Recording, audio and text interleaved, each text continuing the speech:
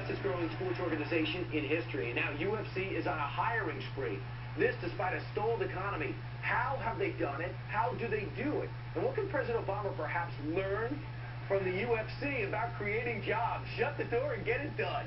UFC President Dana White is here, and he's excited about not only what's happening in Brazil this weekend with a huge fight, UFC 134 in Rio de Janeiro Saturday, but also your big Fox deal. You're on network television. You joined the family. Thank you. Congratulations, Dana.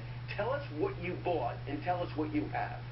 Well, you know, originally when we bought the UFC, this thing was dead and basically was going out of business. I had called my partners and said this thing might be for sale. At the time, we were talking about getting involved in boxing. And when this thing popped up, we bought it for $2 million 10 years ago, and then invested another $44 million into it before it turned around. And you know, you go through some good times and some bad times, but once we got a television deal, understand this thing had such a bad stigma attached to it back in the day that it wasn't even on pay-per-view. Right. So we got it on pay-per-view, and our long-term goal is get it on free TV. We got a deal with Spike TV. It took off from there, and then we just ended up getting our big Fox deal. But along the way, as this continues to grow, when Dana White says, I'm going to Las Vegas, we're going to be doing a show, we're going to have a fight here, how many jobs are created?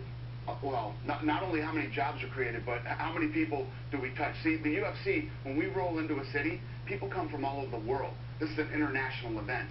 And we just did 55,000 people up in Toronto. And our economic impact on the city of Toronto was $44 million. Right. People come in and they stay in hotels, they eat in restaurants, they go to clubs, they go to the malls. You know, so it really has a huge impact on cities. And Dana, what is your advice for Washington as they try to figure out how to get people like you into the economy spending money? Now, I know you're spending money. What's your advice?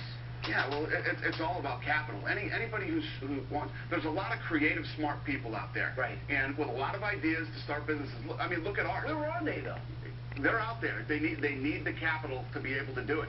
Without that $2 million investment and the $44 million that went into this thing, which is a huge investment in something that might not have turned around, then this thing would have never happened. And now, not only do we just create jobs in, like I told you, when we roll into a city and stuff, but there's T-shirt companies, all the people from production that touch this thing, you know, all the products that are built around mixed martial arts. You know, we've created an entire industry, not just here in the United States, but worldwide. Right now, we're in 155 countries, 22 different languages, and 500 million homes worldwide. And if we can get rid of regulation, if we can make it tax-friendly, with movies are now into New York City, things go to where it's going to be done the cheapest and the best. Right. Sure. All right, Dana, congratulations on the Fox deal. We'll look forward to seeing you. What are the details for Saturday? We got a big fight in Rio de Janeiro. The pound-for-pound best fighter in the world, Anderson Silva's fighting this Saturday, live on pay-per-view. Wow, congratulations. I look forward to seeing you again. Thank you. Good to see you, Dana. Meanwhile, 18 minutes now after the hour.